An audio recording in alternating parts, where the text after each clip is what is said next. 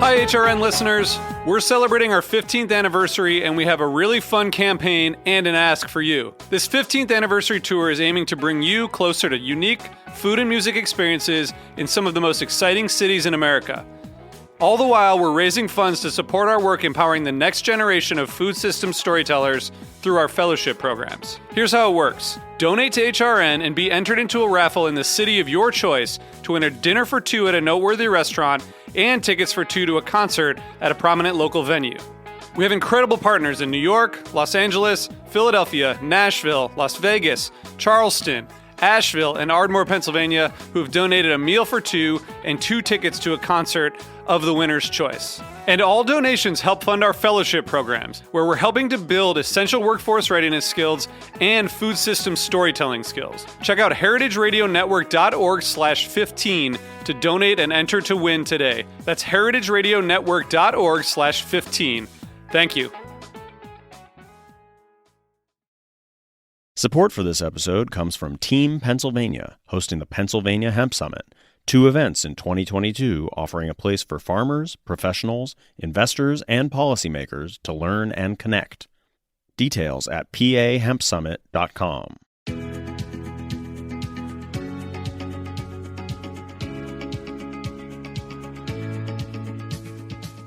Welcome to Spill and Dish, a new podcast from the Specialty Food Association. Founded in 1952, SFA is the leading trade association and source of information about the $170 billion specialty food industry.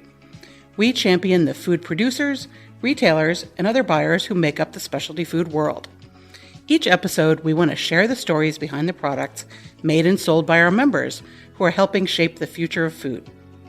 You can listen and discover the inspiration, recipe, craft, culture, ingredients, and production methods that help answer the question, what makes specialty food special? I'm today's host, Gretchen Van Esselston, Education Director at SFA. We're excited to bring you today's episode and so happy to be working with Heritage Radio Network, a not-for-profit podcast network covering the world of food, drink, and agriculture, and expanding the way eaters think about food. I'm here today with Jill Giacomini Basch, the co-owner and CMO of Reyes Farmstead Cheese Company. Hi, Jill. I'm so excited to be speaking with you today. Hey, Gretchen. How are you? I'm doing very well, thank you. Good. I wish we were in Reyes together today, eating some of your Bay Blue. Which is that your favorite? That is my favorite. Well, I could tell you what I love about it, but would you tell folks a little bit about Bay Blue? Because I love it so much. Sure. So Bay Blue, a lot of people misunderstand the name and call it baby blue, which in a way it is our baby, so the big sister is Original Blue, our flagship cheese that we built the company on. We started in 2000 making Original Blue, and it was in 2012 when we added a second blue to our product line, and it's named Bay Blue after Tamales Bay, which is a bay that our farm sits adjacent to.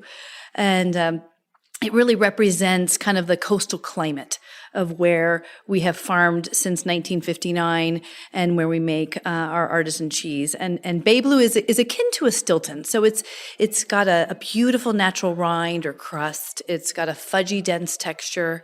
It has layers of flavor, kind of starts out savory, kind of got a little bit of a mushroomy, earthy note, and then it kind of dives into a yeastiness, almost like a toasted, malted flavor, and then the finish is sweet.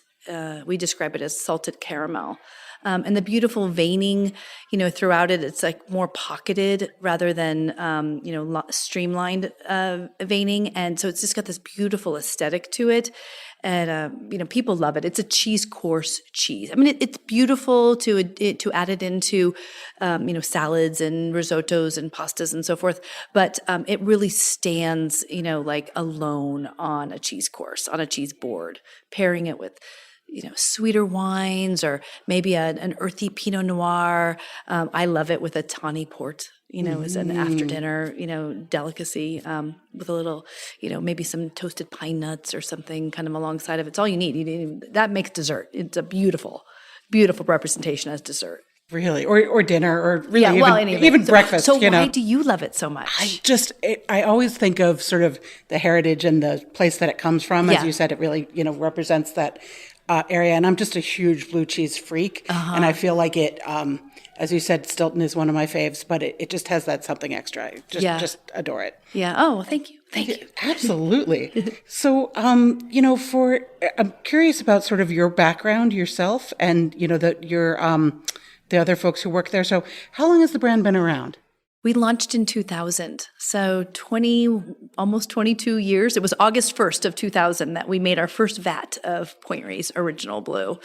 And were you a cheesemaker before that, or was that your first foray? No, not at all. This was a chapter 2 in my business career. But you could say that dairy was in our blood because we started the company on our family farm. And it's the property where my sisters and I were raised. I should back up a little bit. My parents, Bob and Dean, bought our farm in 1959. And my dad's dream was to own his own dairy farm. He had been raised on his family's dairy. And after college, was able to, with my grandfather's assistance, purchase the property and start dairying on his own.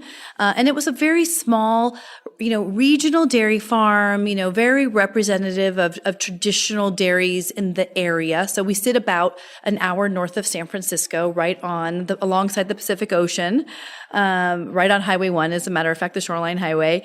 And it was home to a lot of small traditional dairies, maybe 30 or so, through the early, transition, into the 1900s. And a lot of Italian and Swiss immigrants came to the region. My great-grandfather was one of them and started dairying in the area. So it was in my dad's blood. And so he couldn't wait to own his own farm. And like I said, he and my mom bought our property in 1959. And for the first 40 years, it was a fluid milk dairy only. So the truck driver would, arrive every morning and load up the tankers and, drive away with the fruit of my father's labor, him and his small staff. And it was frustrating over the years for my father to see the local creamery, the processor, turn it into all of the value-added, hard dairy products and present them to the Bay Area marketplace, under their brand. My dad always wanted, to get that recognition, for the hard work himself. And he wanted a brand that could really represent not only our family's legacy in dairy in the community, but the community itself. He was so proud of having been born and raised in Point Reyes, the small local town where we're from. And he just unfortunately never had the time or the resources to put towards it. And so, fast forward, he has 4 daughters, to the farmer's dismay, no sons to, kind of, be at his hip, to teach, all of the trades and to gain the interest of the dairy farm, from childhood on. And my parents really pushed us away from the farm as young kids, which was really a luxury for us, that they said, we don't want you to be burdened with, the responsibility that the dairy has to be your future, has to be your destiny. It's here if you want it, but if you don't, go fly, go do what's of interest to you. So my sisters and I we left for college and then ended up pursuing different, sectors of business. I had a sister who her background was in financial real estate and investments and banking. I had a sister who was in sales and more on the operational side of the wine industry. I had a sister who she and her husband owned a restaurant, so her background was in culinary business. My specific area of expertise was always in advertising and marketing. So, we all left. None of us pursued agriculture or food manufacturing or food science or distribution of specialty foods, none of that. So it was in the late 90s that my parents really presented their dilemma, which was that they were thinking of, approaching the road to retirement and what that would look like. And it would be, if it was off the farm, it would be dependent on the sale of the farm to fund their retirement. Or it was, if the girls were ever going to come back, we still have a little bit of energy left to work alongside them to build something more than what the dairy operation had been at the time. Cool. And it was through these series of conversations, that we thought, wouldn't it be great to take my dad's dream to create a finished dairy product on the farm and brand it as our own, to take that to a reality with us developing that brand from scratch. and doing it together as a family with our parents alongside. We knew we had so much to learn because even though we had been raised on the dairy, we were not farmers. We didn't have that ag science background. And we also had a lot to learn about, just food production and what that would entail. So upon further research and looking to what was being produced in the community right outside our door, it was, there was this burgeoning artisan cheese movement that had really hit Northern California. And we started talking to some of these cheesemakers, and we couldn't believe not only how resourceful they were willing to be for us, but how encouraging they were, and how vital, that their businesses had become so quickly, and how they were really welcoming new participants, in this, this movement, this cheese movement in the North Bay. And so I'm referring to, Peggy and Sue, the owners and founders of Cowgirl Creamery. Sure. The Callahan family at Bellwether Farms, Laura Chanel, obviously we know Laura Chanel goat cheese, and Mary Keene up at Cypress Grove. And all women. It's never lost on me that there was a group of women that were saying, yes, join our community and we will mentor you. We will teach you. You will learn from our wins and you will learn from our mistakes, and, we'll welcome you into the fray.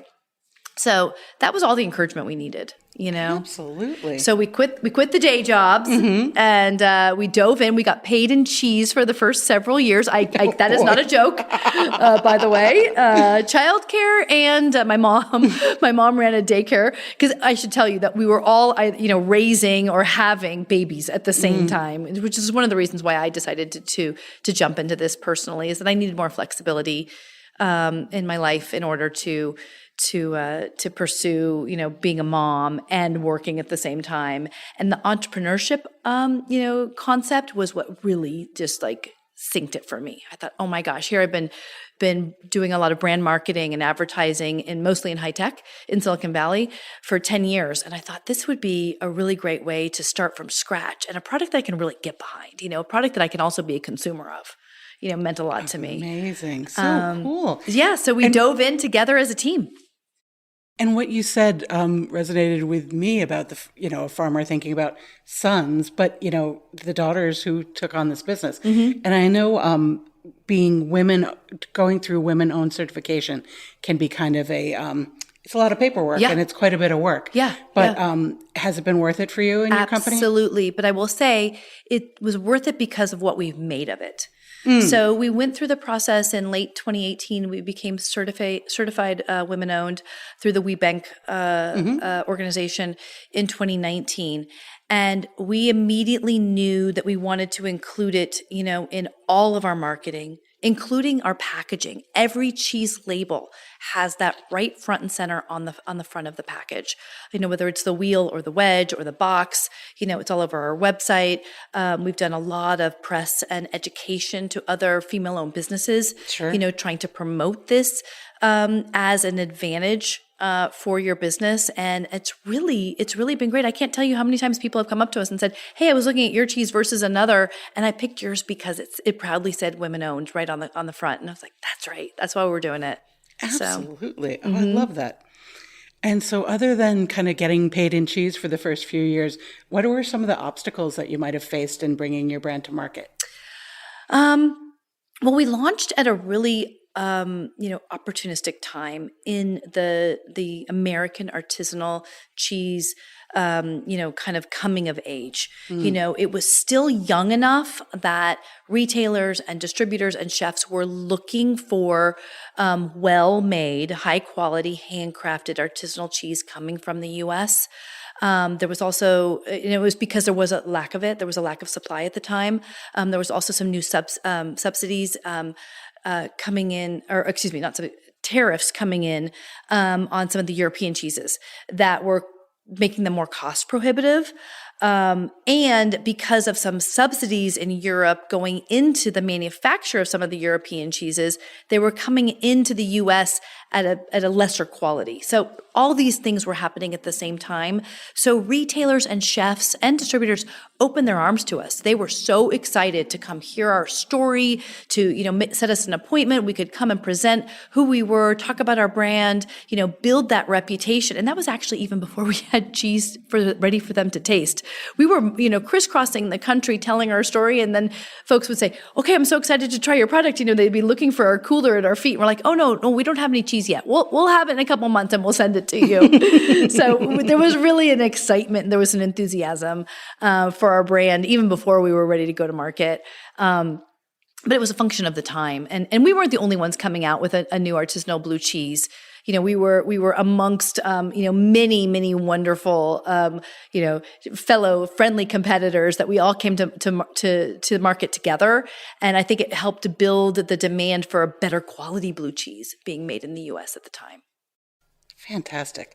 I wanted to ask about a project that I've heard that you are involved in, which is the Victory Cheese Project. Would you tell me what that is? Yeah, absolutely. Well, Victory Cheese was started by a group of, cheese professionals at the start of COVID, when they saw how hard our cheese community was being hit, mostly because of the loss of the food service business. So as restaurants across the country shut down, so did the supply chain going into that segment of our industry.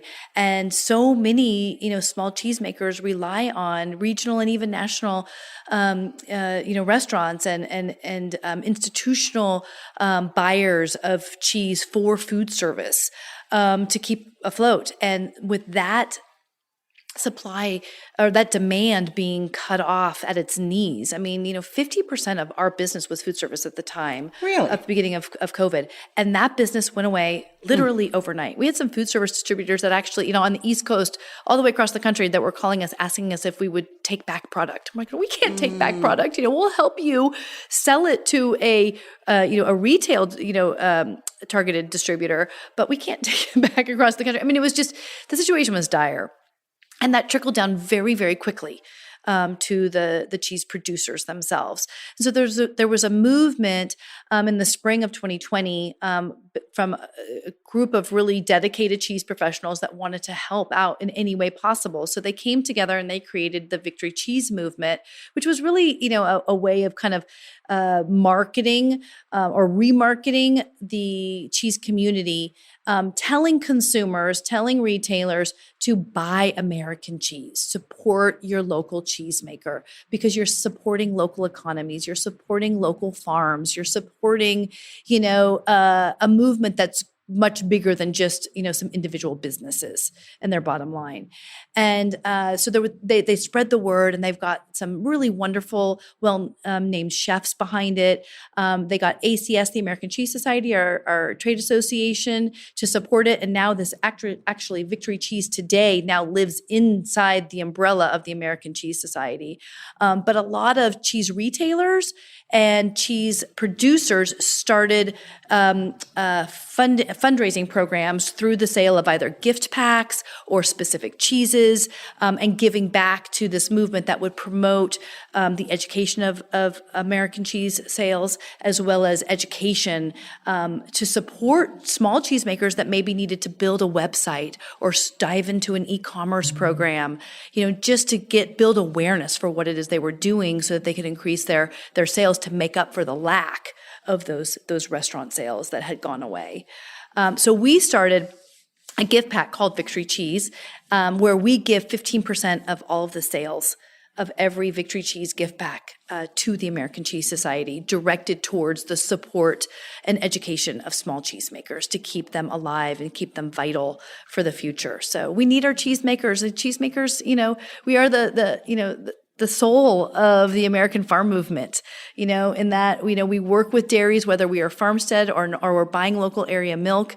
And we bring kind of the flavor of, regionality, to market, and what's so wonderful is that cheese can be made in a small rural town, but be sold in New York City, and it tells the story of that farm, of that community, to people that buy the cheese and, on the East Coast all the way, miles and miles away from where the cheese was produced, but yet the story and the legacy of what's happening in that community is getting spread out and building awareness. So it's just everything needs to happen through cheese, as I say.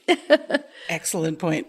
And I love that name, Victory Cheese, just evokes the Victory Gardens movement, right? Yeah. Absolutely. This is such a fun conversation. I'm having a ball here. What would you want people to know about your brand that they might not know? Well, in addition to the fact that we produce the best quality cheese, best tasting cheese, we have a full array of breadth of style of cheeses in our product line, from farmer's cheese to a traditional aged Gouda to, the blues that people, most recognize associated with our brand. But that it's not about, I have to say, it's not even necessarily about the cows that we care for so deeply on our farm and our sustainable farming practices, that, which is where the health and well-being of the cow and the happiness of our animals starts, in how we environmentally care for our farm and our land. But it's about the people. Mm-hmm. We have the best employees around. I mean, they are amazing. Loyal, they are dedicated, they care about, the farm, they care about the cows, they care about, every wheel of cheese that's produced, every wedge of cheese that's packaged, every box that gets shipped to either a consumer or to a chef. We couldn't do it without our employees. We really look at them as family. And we have great employee loyalty that just tells me that we're doing something right. We're taking care of our employees so that they in turn will take care of us. And, we're going through this, crazy, chaotic change in our industry together, and that means all the world to my two sisters, Lynn and Diana, and myself, more than they could ever possibly know. But hopefully we will continue to go through this journey together. Wonderful. So we're almost out of time, but before we go, we would love to have you participate in our segment, Take 5, which is 5 questions for you. Okay. But first, let's pause for a break.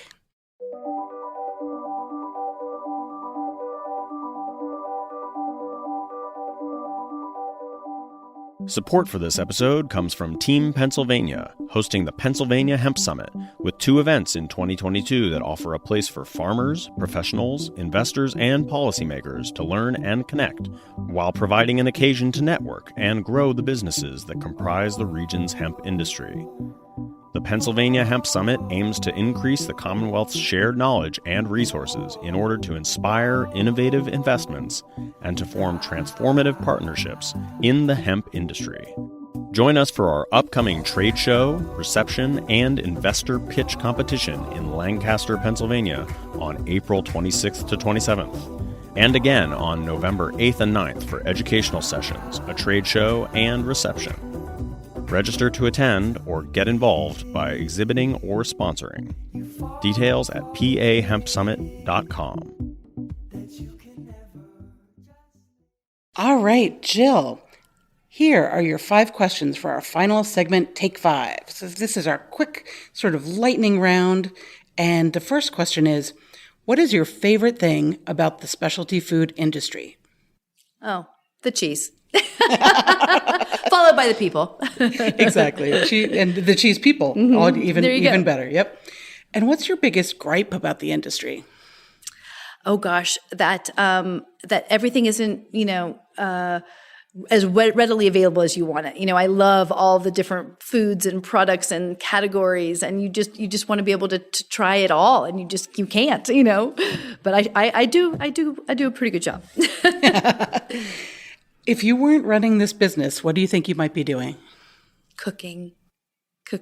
So definitely related to manufacturing. I would definitely be on the cooking side. I absolutely love it. It's my biggest hobby. Would you be in a restaurant situation or just cooking for yourself and your family? I probably would, but by now I probably would have retired from that because the stress would get to me. Oh, I hear you, having done it myself. Yep. Mm-hmm. What is one piece of advice you'd give to a new specialty food business? Oh gosh, that's actually pretty easy because I feel like I say this all the time. I try to always, be out there mentoring small startups and talking to young companies. And this is to pay it forward because it was done for us, and so I want to continue that service to others. But sample. the best use of your marketing dollar is sending your samples out and getting samples in, consumers' mouths, trade folks' mouths, the media's mouths, and you can never not spend enough on sampling. And I see some folks always say, "Oh, it's so expensive. It's so expensive to ship the product, or for freight or what have you, or to participate in a trade show or a festival." It's like, no, that's the best use of your marketing dollar, is to definitely get the product out there. Fantastic. And the last question is, how do you define specialty food? Food that's authentic, that makes people happy. Great answer. So a huge thanks to you, Jill, and to all of our listeners for joining us today.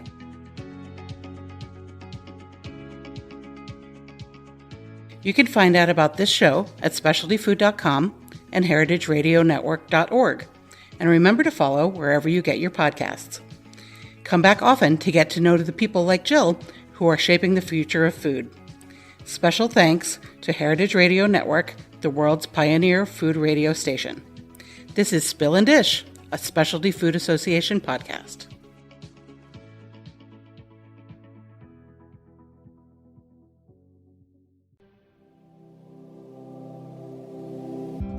Hey there, I'm Lee Ullman here with some big news from the National Young Farmers Coalition.